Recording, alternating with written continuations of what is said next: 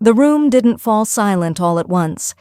It settled slowly, like a conversation that suddenly forgot where it was going. A chair shifted. Someone cleared their throat. The soft scrape of a knife against a plate stopped halfway through the motion. And my daughter, standing at the head of the table, as if the evening belonged to her, looked straight at me and said calmly, "You'll eat after everyone else." For a moment I thought I had misheard her. The smell of roasted garlic and thyme hung over the table. The platter of beef sat in front of me, still steaming, the juices glistening under the kitchen lights. 12 people were seated around the table, family neighbors, one of Lauren's friends from church, and every single one of them heard what she had just said. No one laughed, no one protested. My grandson Ethan looked up from his plate confused, as if he were trying to decide whether this was a joke adults sometimes made. Brian Carter. Lauren's husband shifted slightly in his chair and avoided my eyes. One of the neighbors coughed softly and reached for her water glass. Lauren was already turning away, reaching for a serving spoon as if nothing unusual had happened. "You can carve it first," she added almost kindly. "Then we'll start passing plates." Something inside me didn't break loudly. It folded. Quietly. I stood there for a moment with both hands resting on the roasting pan. The metal handles were warm against my palms. The kitchen lights reflected in the thin layer of juice at the bottom of the pan. Nobody said my name. Nobody told her to stop. So I did the only thing that suddenly made sense. I picked up the roast. The pan was heavier than I expected. The smell followed me as I turned away from the table and walked through the dining room. Chairs creaked behind me, but no one stood. When I reached the front door, I heard Ethan's voice from somewhere behind the table. "Is Grandma coming back?" Lauren answered before anyone else could. "She'll be fine." I opened the door and stepped outside. The cold evening air rushed against my face like water. For a moment, I just stood on the porch with the roasting pan in my hands, the warmth of it slowly fading against the night air. Then I walked down the steps and started toward the sidewalk.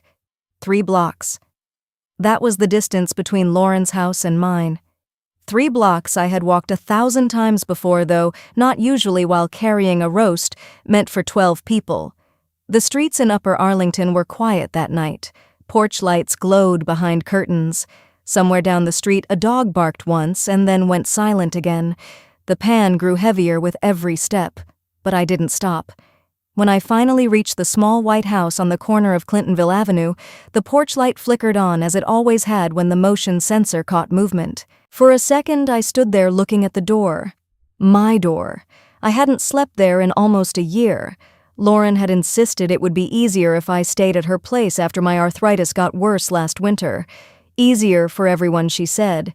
Easier for her to keep an eye on things. I set the roasting pan down on the small porch table while I found my key.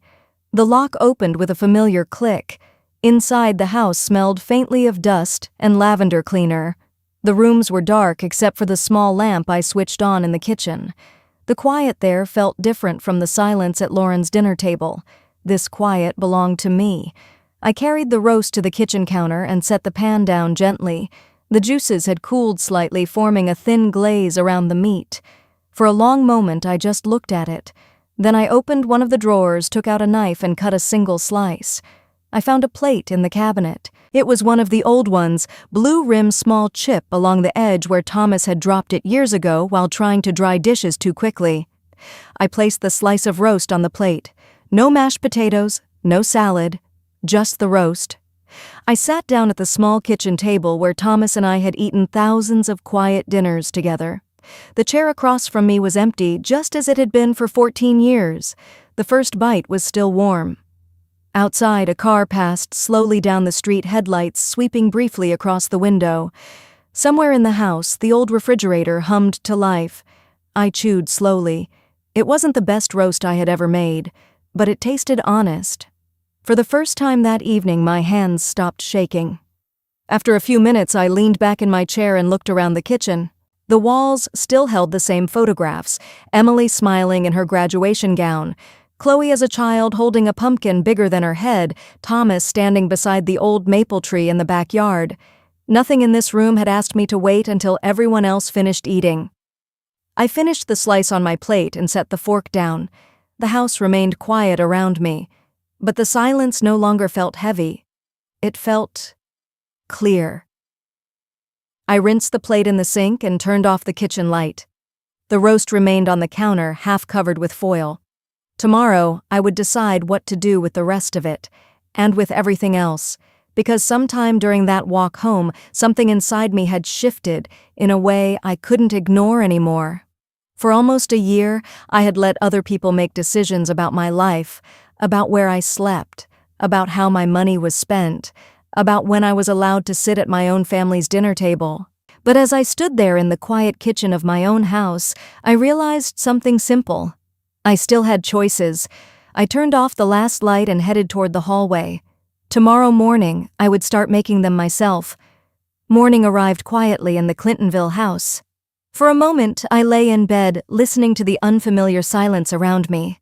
When I had been staying at Lauren's house, mornings always began with movement, cabinet doors closing, the coffee machine, hissing, Ethan's footsteps on the stairs. Here, the only sound was the faint ticking of the hallway clock. I sat up slowly, feeling the stiffness in my hands that always came with the cold mornings. The pale winter light slipping through the curtains made the room look exactly as it had a year ago, before I had packed a suitcase and moved 3 blocks away. Nothing had changed here. Except me. I dressed and walked into the kitchen. The roast still sat on the counter, half covered with foil from the night before. For a second I considered putting it away, but instead I left it there. There were other things I needed to look at first. The small desk in the corner of the living room still held the same stack of folders I had left there months ago. I had always been careful with paperwork. Thomas used to tease me about it. Insurance forms, property taxes, bank statements, warranty cards for appliances we no longer owned. I sat down in the old wooden chair and opened the top drawer. Inside were the documents for the house. The deed was exactly where I remembered leaving it. Grace Whitaker, sole owner. I ran my fingers lightly across the paper. Lauren had never owned this house. Not legally. When she convinced me to stay at her place last winter, it had been presented as a practical arrangement, easier for everyone, she said. Easier for her to help me with errands and appointments. At some point after that, she had suggested something else. "Mom, it would just be simpler if I helped manage the finances," she had said over coffee one afternoon. Just access, not control. At the time, it had sounded reasonable. Now I opened the folder containing my banking information. Most of the statements were from Huntington Bank. I had kept the account there for years, long before Lauren ever showed an interest in it. I turned on the laptop sitting on the desk and waited while it slowly came to life. The password field blinked on the screen. For a moment, my hands hovered over the keyboard, then I typed. The account opened with a familiar list of numbers and transactions. My pension deposit appeared at the top of the page, just as it always had. But scrolling down, I noticed something else. Automatic transfers, monthly tuition payments for Ethan's school, subscription services I didn't recognize, several small transfers to accounts labeled only with initials. None of those things had been there before Lauren began helping. I leaned back in the chair and studied the screen for a long moment. Lauren hadn't taken ownership of the account, but she had access. Enough access to make decisions that were never really mine anymore.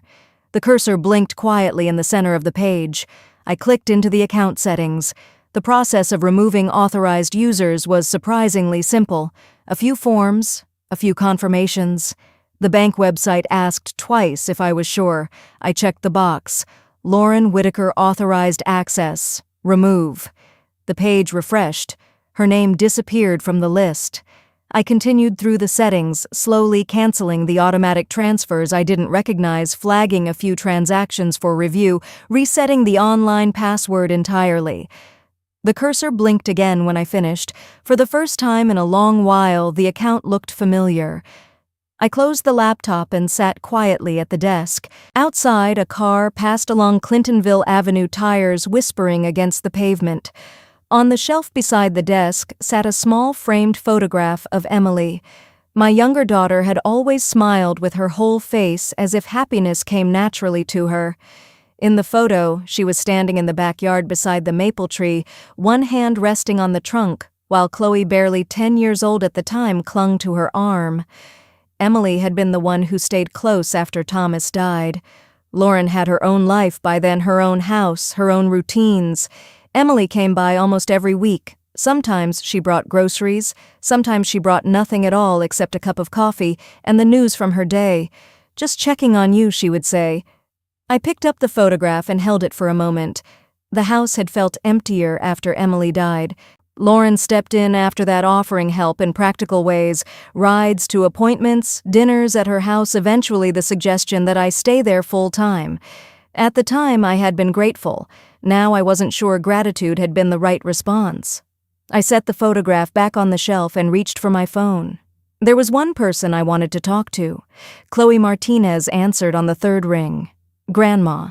Her voice carried the same warmth Emily's once had. "Good morning, sweetheart," I said. "You're up early?" "I suppose I am." She hesitated for a second. "Everything okay?" I looked around the quiet kitchen, the familiar walls, the stack of folders still open on the desk. "I came back to the house last night," I said gently. There was a small pause on the other end of the line. "You mean your house?" Chloe asked. "Yes." Another pause, this one longer. "Did something happen at Mom's?" she asked carefully. I exhaled slowly. "Dinner," I said. It was enlightening. Chloe didn't ask for details right away. She knew better than most people that stories sometimes needed time before they were ready to be told. "Well," she said softly after a moment, "I'm glad you're home." Something in my chest loosened at those words. "So am I," I replied. Another small silence passed between us, comfortable this time. Then Chloe said, "Do you want some company today?" I glanced at the clock on the wall. "That might be nice." "I can stop by after work," she said quickly, "or earlier if you need me to." "After work is fine," I said. "There's no rush." "I'll bring something from the cafe," Chloe added. "Those cinnamon rolls you like?" I smiled despite myself. "That sounds perfect." "Okay," she said. "I'll see you this afternoon, Grandma." When the call ended, I placed the phone back on the table. The house was quiet again, but it didn't feel quite so empty anymore. The doorbell rang a little after 3 in the afternoon. I had been standing in the kitchen looking out the window at the backyard.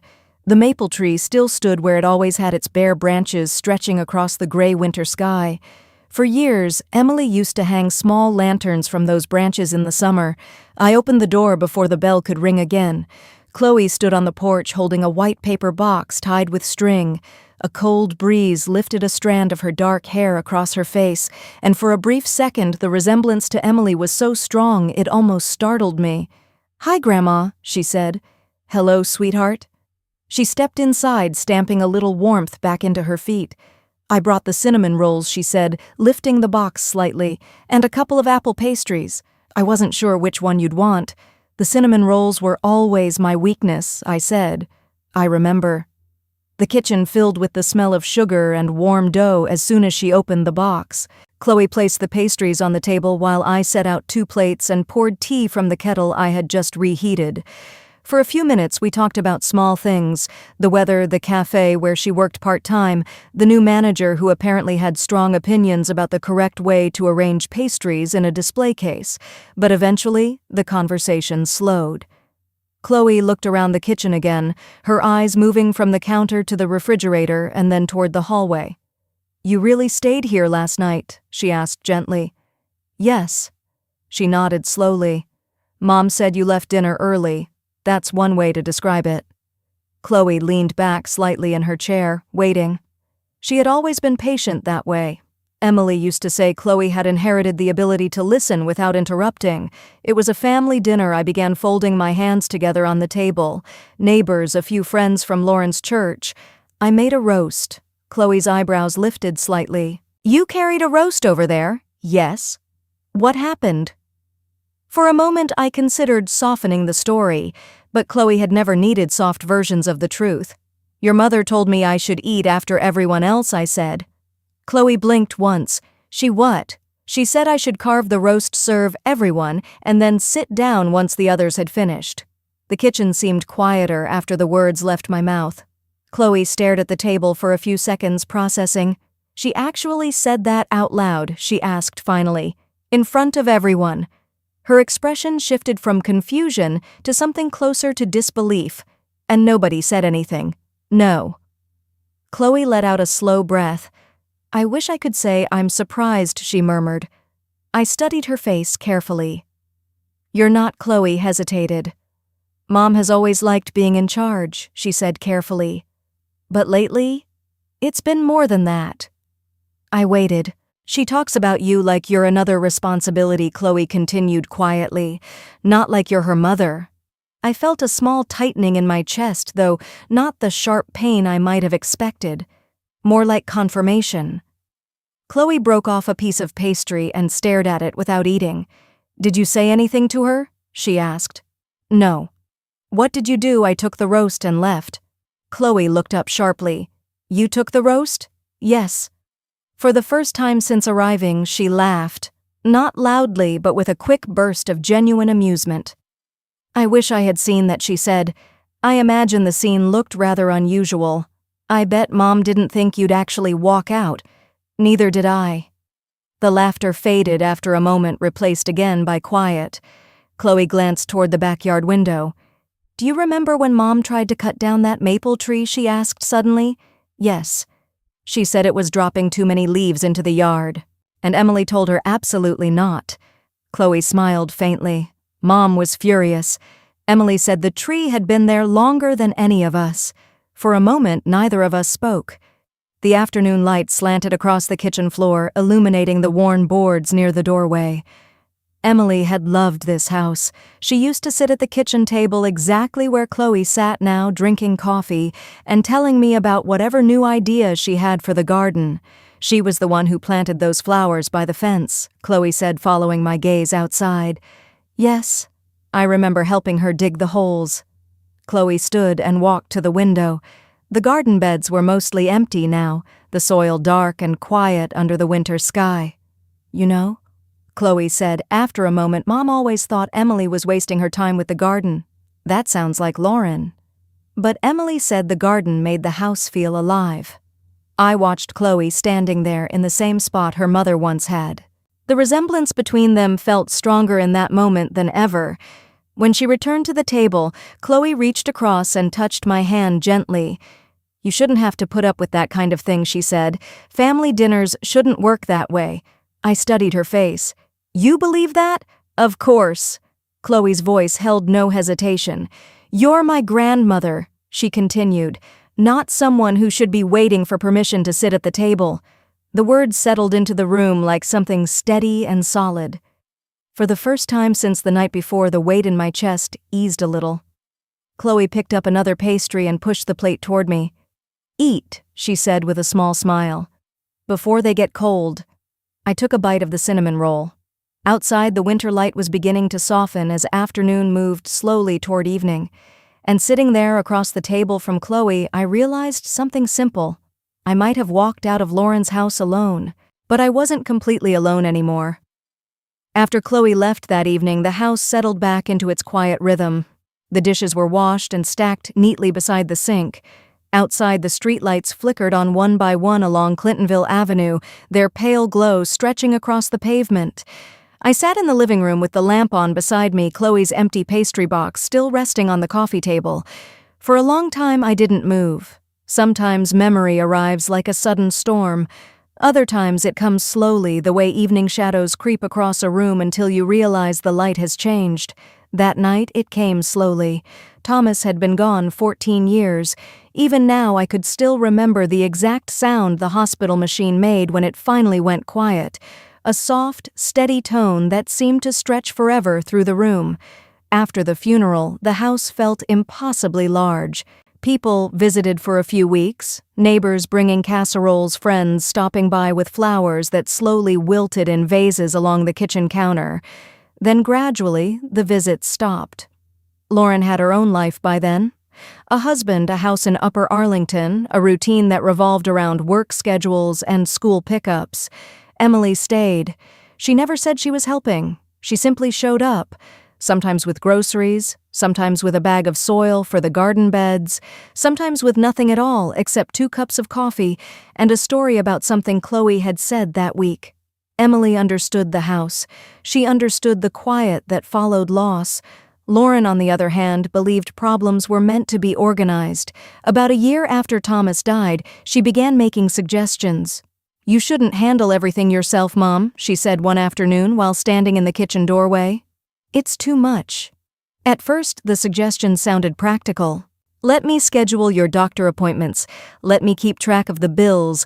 Let me organize your bank account so everything is easier." I had never been particularly stubborn about those things. After decades of managing a household, a little help seemed reasonable. Emily disagreed. "She doesn't need someone managing her life," she said quietly one evening while we watered the garden together. "She's just trying to help," I replied. Emily didn't argue after that, but I noticed she visited more often.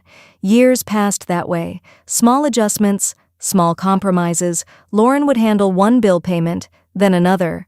She set up online banking so she could check things for me. She offered to drive me to appointments even when I hadn't asked. Each change seemed harmless on its own, but together they slowly rearranged the balance of things. When my arthritis worsened during one winter, Lauren suggested something else. "You shouldn't stay alone in that big house," she said. "Just come stay with us for a while." It was meant to sound temporary. A few weeks turned into a month, then several months. The suitcase I packed stayed in the guest room closet at Lauren's house long enough that the clothes inside began to feel permanent. Emily didn't like the idea. "She's fine in her own house," she told Lauren one Sunday afternoon after dinner. Lauren brushed the comment aside. "You're being dramatic," she said. "Mom needs help." Emily looked at me across the table, but I had already agreed. That was the way most of those decisions happened, not through arguments, through quiet acceptance. Chloe moved into Lauren's house around that same time. Emily had been sick for nearly a year by then. Cancer had a way of rearranging everyone's plans without asking permission. During Emily's treatments, Chloe needed somewhere stable to stay. Lauren offered immediately. "She can live with us," she said. "It'll be easier." Emily hesitated before agreeing, but eventually she did.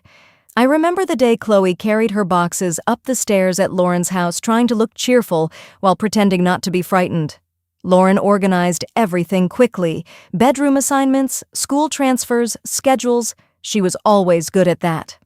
When Emily passed away 2 years later, Chloe stayed where she was.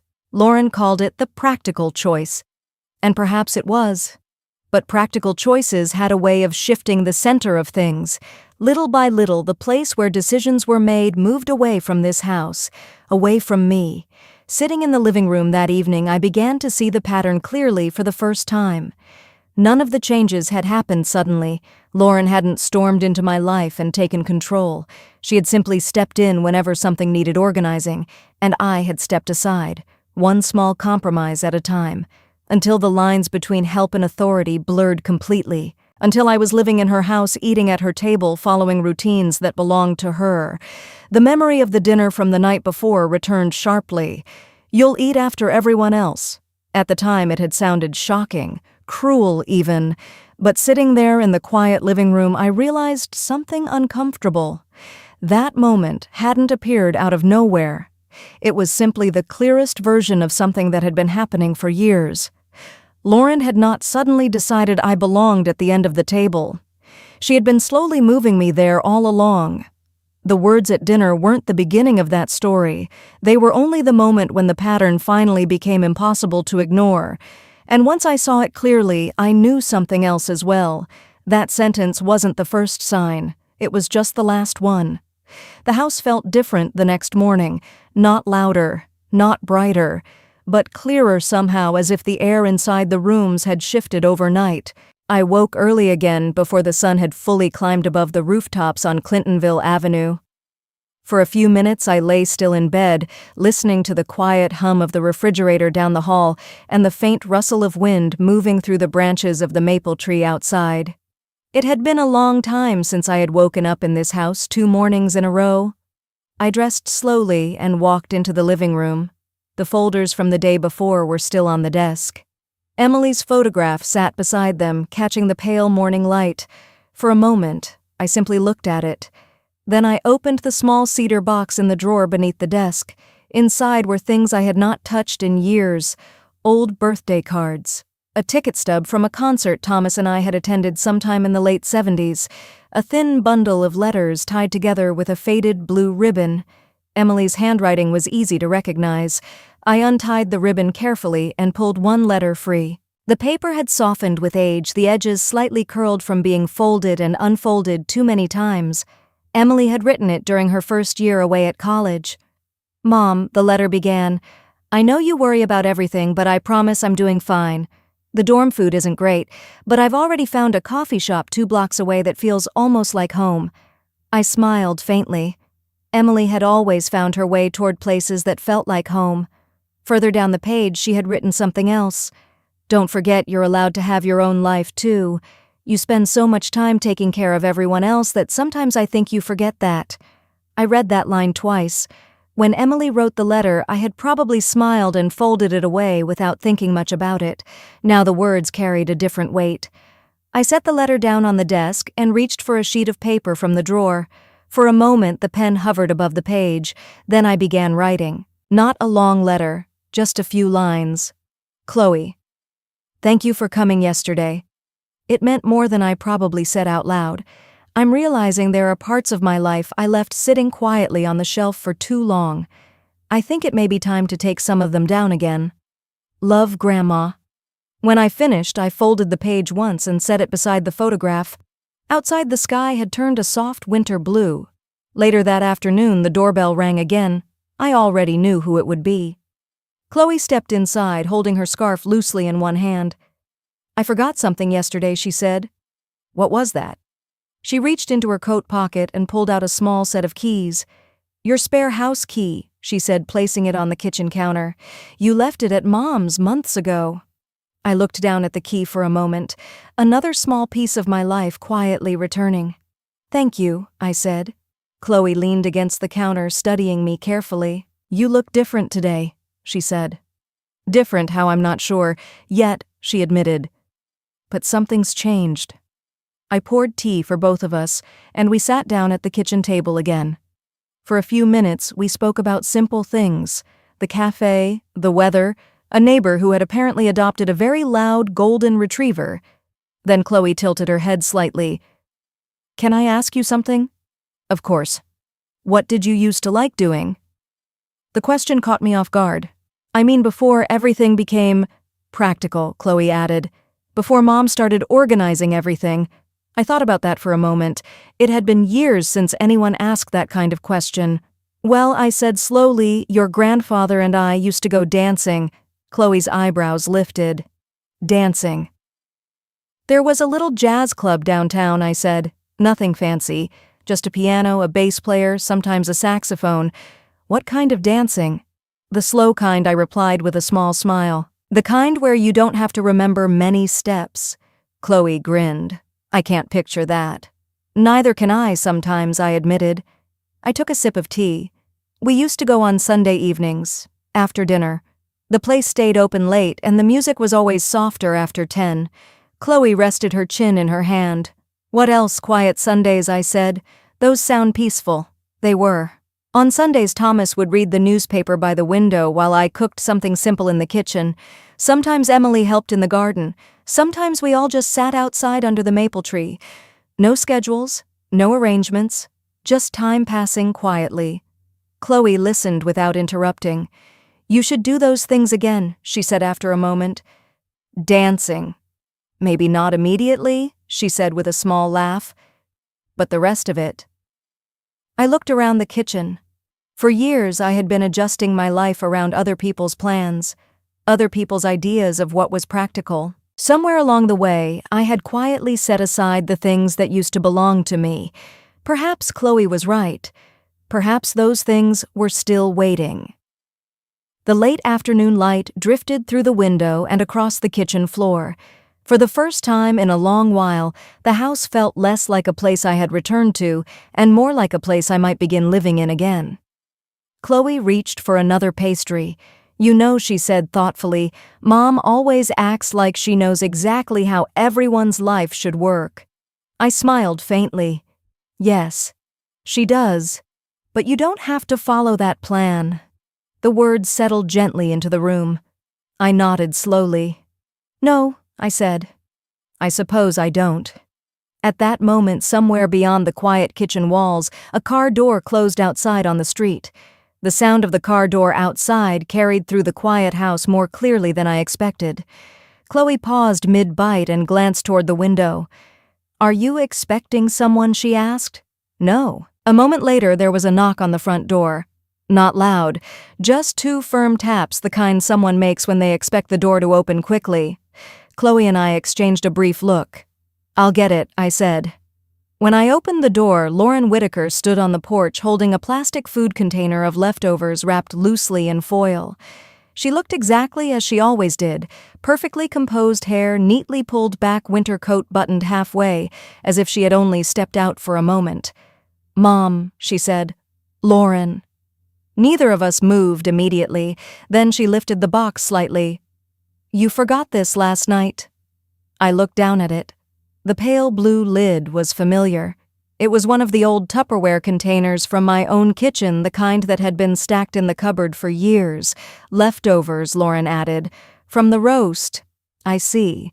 For a moment she seemed unsure whether to step inside. Finally, she walked past me into the hallway, placing the food container on the kitchen counter, as if returning something borrowed. Chloe remained seated at the table. "Hi, Mom," she said quietly. Lauren nodded briefly in her direction before turning back to me. "You left pretty abruptly last night," she said. "I did. You didn't answer any of my calls." "I was busy." Lauren crossed her arms lightly. "With what?" "Thinking."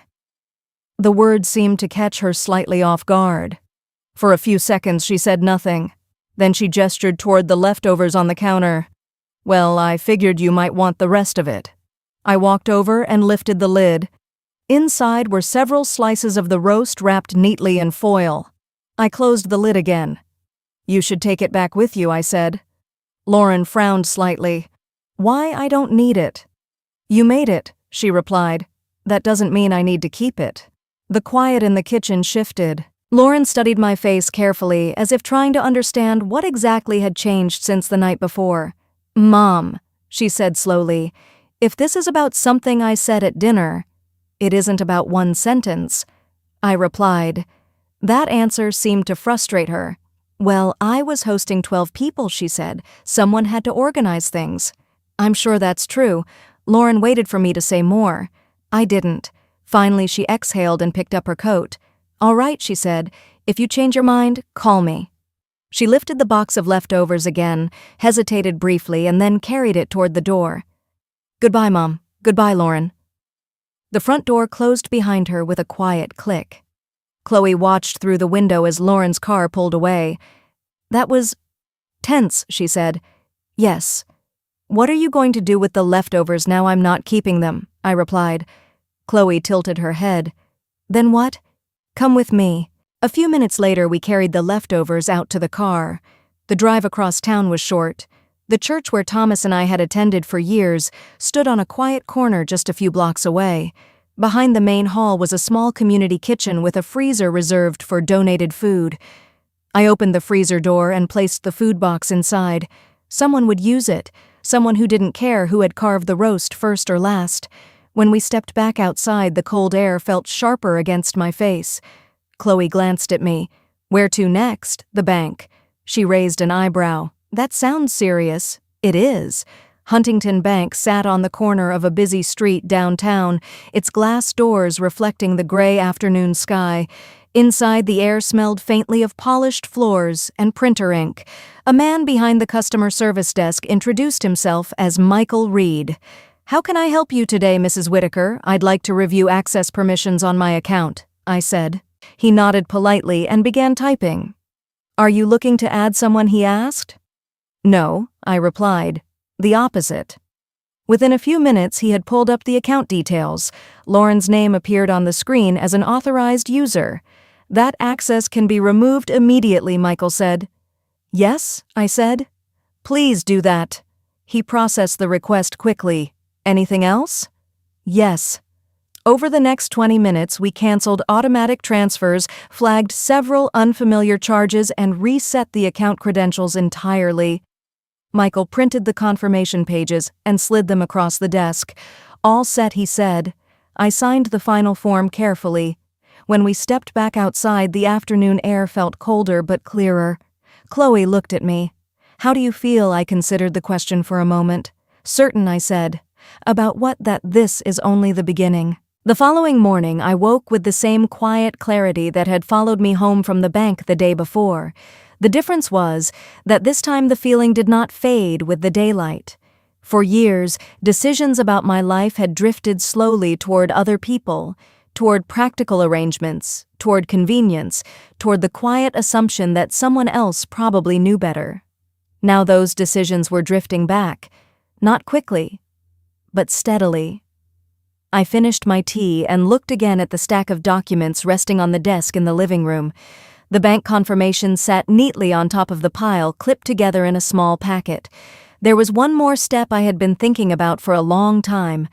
Long before the dinner at Lauren's house, long before the night I walked 3 blocks home with a roast in my hands, I picked up the phone and dialed the number written on the back of an old business card tucked inside the drawer, the office of Jonathan Blake, estate attorney.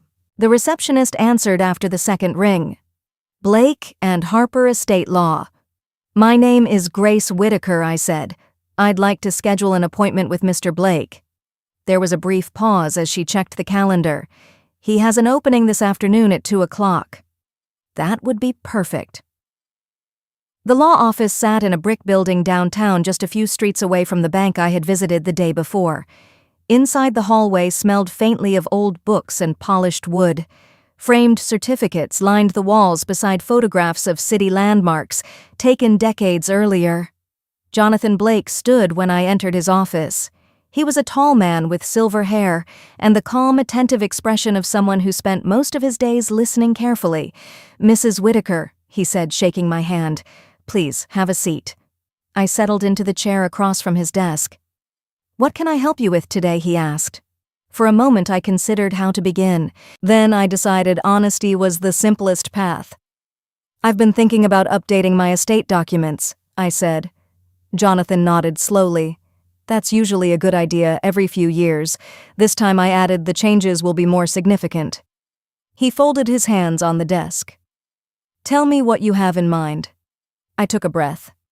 For several years, my daughter Lauren has had access to my financial accounts, I explained. It was meant to be practical help. Jonathan listened without interrupting.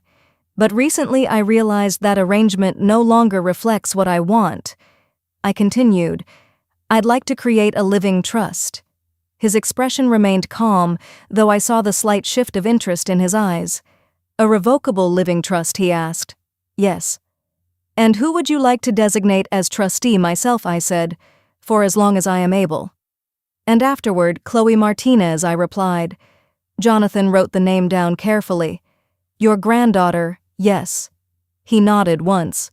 That's a common arrangement. We spent the next half hour reviewing documents, property ownership records for the Clintonville house, bank accounts, insurance policies. Jonathan asked clear, practical questions, writing notes in the margins of each file. And you'd like the trust to become the primary holder of these assets, he asked eventually. Yes, that will allow everything to transfer smoothly later without probate. That's exactly what I want. He leaned back slightly in his chair. Have you discussed this decision with your daughter, Lauren? No. Would you prefer to? I considered the question. No, I said quietly. Not yet. Jonathan nodded, accepting the answer without comment. Very well, he said. Then we'll proceed with the paperwork. Over the next hour, he prepared the documents for what he called the Whitaker Family Living Trust. The name looked strangely formal, printed across the top of the page. But the meaning behind it felt simple. Responsibility returning to its proper place. We also reviewed my will. Currently, Jonathan said, scanning the document, your estate is divided equally between your daughters. Yes. You'd like to revise that? Yes. Given the circumstances you described, he continued carefully, you may wish to leave a specific portion to Chloe directly. That's exactly what I intend. He made a note. Finally, we reached the document granting power of attorney. Your daughter Lauren is currently listed here, Jonathan said. I know. And you would like to change that as well? Yes. To Chloe? Yes. Jonathan adjusted his glasses slightly. That will give her legal authority to act on your behalf if you ever become unable to make decisions yourself. I trust her, I said. He nodded. That matters more than anything else. By the time we finished reviewing the paperwork, the afternoon sun had shifted across the office floor. Jonathan gathered the documents into a neat stack. These will need to be finalized and signed later this week, he said, but the structure is now in place. I looked down at the pages. For years, I had allowed decisions about my life to drift quietly out of my hands. Now the process of bringing them back felt surprisingly calm. Not dramatic, just deliberate. Jonathan slid the folder toward me. I'll prepare the final versions for signing, he said. You'll hear from my office in a day or two. Thank you, I replied. When I stepped outside the building, the afternoon air felt lighter somehow. The drive back to Clintonville was slow and quiet. As I pulled into the driveway of the small white house, the maple tree in the backyard swayed gently in the wind. Inside, the rooms felt warm and steady around me. For the first time in a long while, the house did not feel like a place I had returned to temporarily. It felt like shelter again. And the work of reclaiming it had only just begun. 3 days later, I sat once again across from Jonathan Blake's desk. The final documents lay neatly arranged in front of me: the Whitaker Family Living Trust, my revised will, the updated power of attorney naming Chloe Martinez instead of Lauren Whitaker. Jonathan slid the first page slightly closer. When you're ready, he said gently. I picked up the pen. For years, decisions about my life had been made quietly in rooms where I had slowly become a guest instead of the owner. This time, the choice was mine. The ink moved steadily across the paper as I signed my name. Grace Whitaker, one document after another. Each signature felt less like a dramatic declaration and more like the closing of a long, unfinished conversation. Jonathan reviewed the final pages and placed them carefully back into the folder. That completes the trust formation, he said. Copies will be mailed to the relevant parties. Relevant parties, I repeated. He nodded slightly. Anyone previously listed in the earlier estate structure, which meant Lauren. I expected the reaction would not be quiet. I just didn't know how quickly it would arrive. It turned out to be sooner than expected. 2 evenings later, just after the sun had begun slipping behind the houses across Clintonville Avenue, a car pulled sharply into the driveway. The front door opened before I had time to reach it. Lauren stepped inside, holding a large envelope. Her face was tight with controlled anger. "Did you do this?" she demanded, waving the letter slightly. I looked at the envelope. Blake and Harper Estate Law. "Yes," I said. Lauren stared at me as if trying to understand whether I had truly spoken. "You cut me out entirely." Her voice echoed slightly in the hallway. For a moment, neither of us moved. Then Chloe appeared in the kitchen doorway behind me. Lauren noticed her immediately. "Oh, of course," she said sharply. "You're here too." "Hi, Mom," Chloe replied quietly. Lauren ignored the greeting. "Do you have any idea what you've done?" she said, turning back to me. "Yes. You changed the trust. Yes. You replaced me with Chloe. Yes."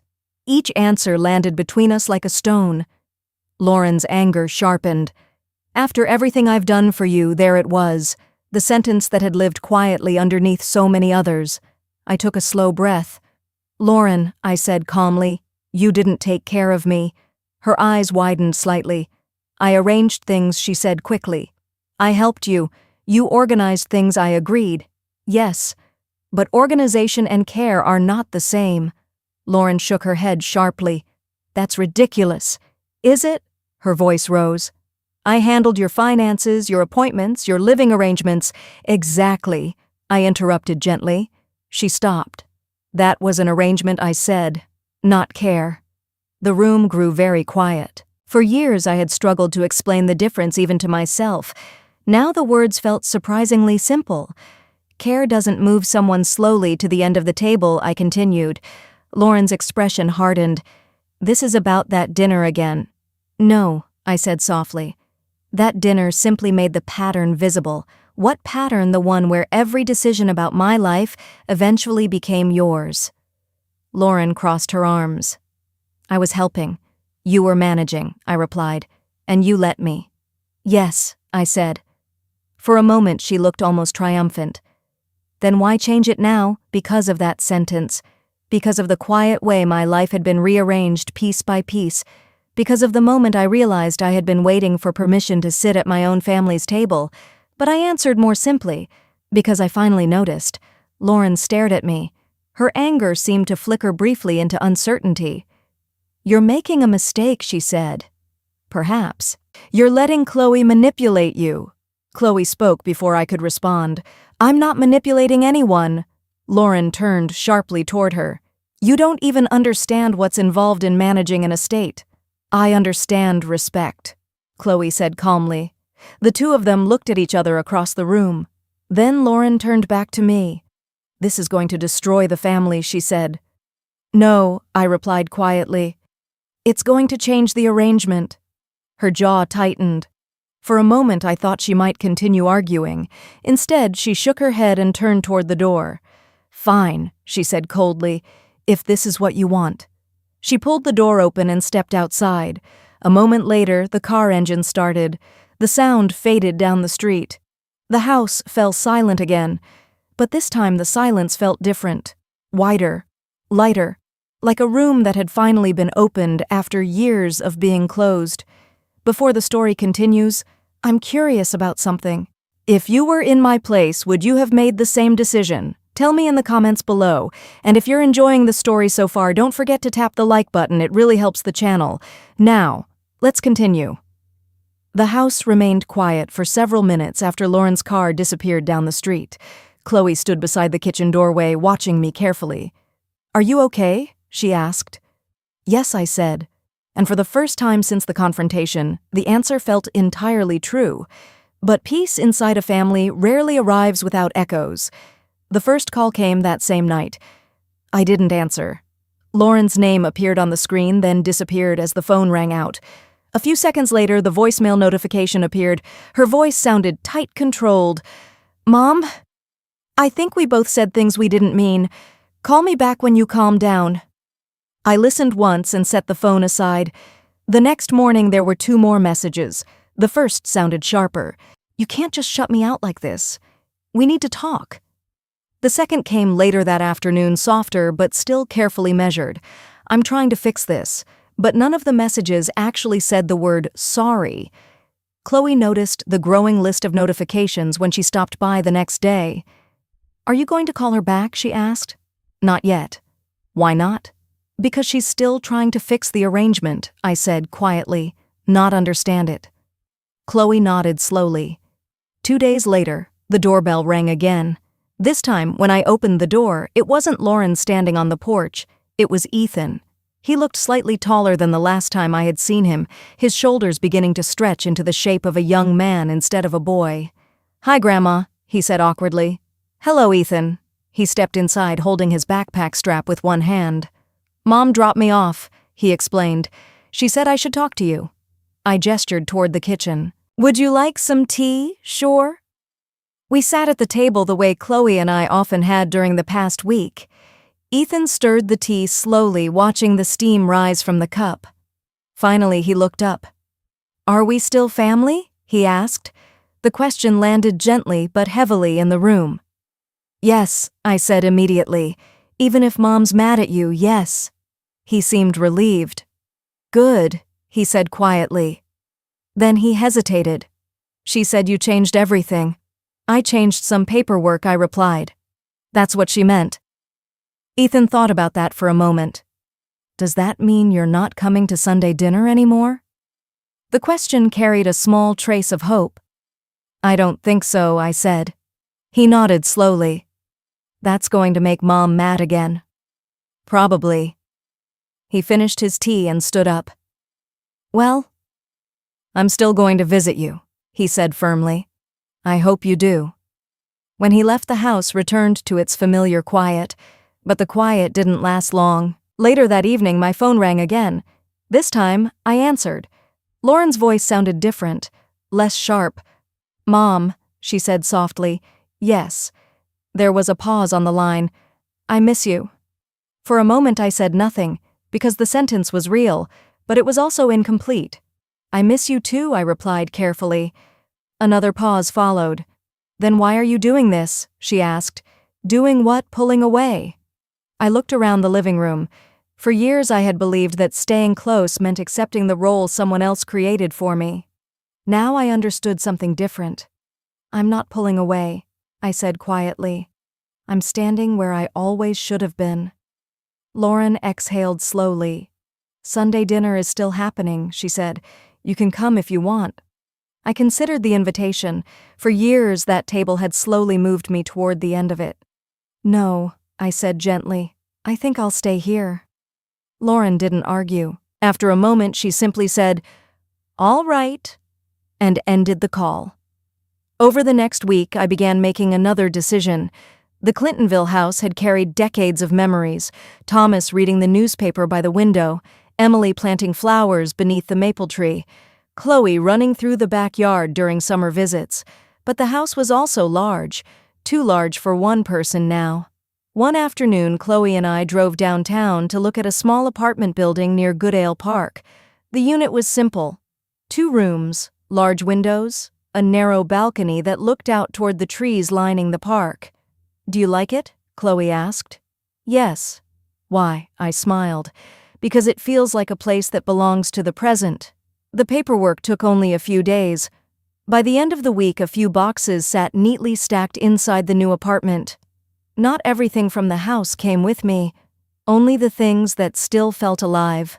Emily's photograph, Thomas's old jazz records, the small cedar box of letters. That first night, I stood by the window watching the lights move quietly through the park below. The apartment was smaller than the house, but the silence inside it felt entirely different. Not heavy, not waiting, just still. And for the first time in many years, that stillness felt like something I had chosen. Life in the new apartment settled into a rhythm more gently than I expected. Mornings began with light filtering through the tall windows that overlooked Goodale Park. The trees there moved differently than the maple tree behind the old house. Their branches spread wider, catching the wind in long, slow motions that made the entire park seem to breathe. I started walking there most mornings. Not fast walks, just quiet ones. People passed with dogs' coffee cups or strollers. Sometimes someone nodded hello. Sometimes no one said anything at all. Both felt perfectly fine. A few weeks after I moved in, I met Margaret Doyle in the laundry room downstairs. She was about my age, with short gray hair and the kind of direct smile that made conversations start easily. "You're the new neighbor," she said, folding a towel. "I suppose I am." Margaret nodded toward the park outside the window. Best view in the building. I noticed. Within minutes, we were talking about the neighborhood cafe, the farmers market on Saturdays, and the small jazz bar 2 blocks away that still played live music on Thursday nights. "Do you like jazz?" she asked. I smiled. "I used to." "Well," Margaret said firmly, "then you still do." A few days later, she introduced me to another neighbor, Patricia Lawson, who lived across the hallway and organized something she called soup night. Every Wednesday evening, a few residents gathered in the small common lounge downstairs. Someone brought soup, someone else bread, and someone always brought stories. At first, I simply listened, but gradually I began telling a few of my own. Chloe visited often. Some Sundays, she arrived carrying grocery bags and announced soup night rehearsal before taking over the kitchen. We would cook together while the small apartment filled with the smell of onions and garlic. Sometimes we talked about Emily, sometimes about her work at the cafe, sometimes about nothing important at all. Those evenings felt uncomplicated in a way family dinners hadn't for a long time. One afternoon in early spring, Chloe arrived with a small cake. "What's this for?" I asked. She set it on the table. "Grandma, she said you forgot your birthday." I laughed. I suppose I did. 79, she added proudly. Margaret and Patricia joined us later that evening, bringing candles and far more enthusiasm than the occasion probably required. Someone found an old jazz playlist on their phone. The music drifted quietly through the apartment as we sat around the small table eating cake. For a moment, I remembered the little jazz club Thomas and I used to visit on Sunday nights. The memory no longer felt distant, just part of a life that had folded gently into the present. Later that night, after everyone had gone home, I opened the cedar box again. Inside were Emily's letters tied with the same faded ribbon. I had added one more piece of paper to the bundle a few weeks earlier. A copy of the letter I wrote to Chloe the morning everything began to change. Instead of placing it back into the box, I slid the papers into a simple binder I had bought at a small stationery store near the park. The binder sat neatly on the bookshelf beside Thomas's old jazz records, not hidden away, just resting there quietly. Lauren and I had spoken only a few times since the night she left the house. The conversations were brief, careful. Neither of us tried to return to the arrangement that once defined our relationship, and slowly I stopped waiting for an apology, not because it didn't matter, but because my life no longer needed it in order to move forward. Outside the window that evening, the lights in Goodale Park flickered on as the sun disappeared behind the buildings downtown. I sat by the window with a cup of tea and listened to the distant sound of someone playing a saxophone somewhere across the street. The apartment felt small compared to the house I had left behind, but it also felt complete. Sometimes reclaiming your life doesn't mean changing everything. Sometimes it simply means returning to the parts of yourself that were waiting quietly all along. Before this story ends, I want to ask you something. If you were in my place, would you have made the same decision? Tell me in the comments below. And if this story meant something to you, take a moment to like the video and share it with someone who might understand it too. Finally, if you'd like to hear more stories like this, don't forget to subscribe to the channel. As for me, I'm still here by the window listening to the music drift through the park, and for the first time in a very long while, it finally sounds like my own life again.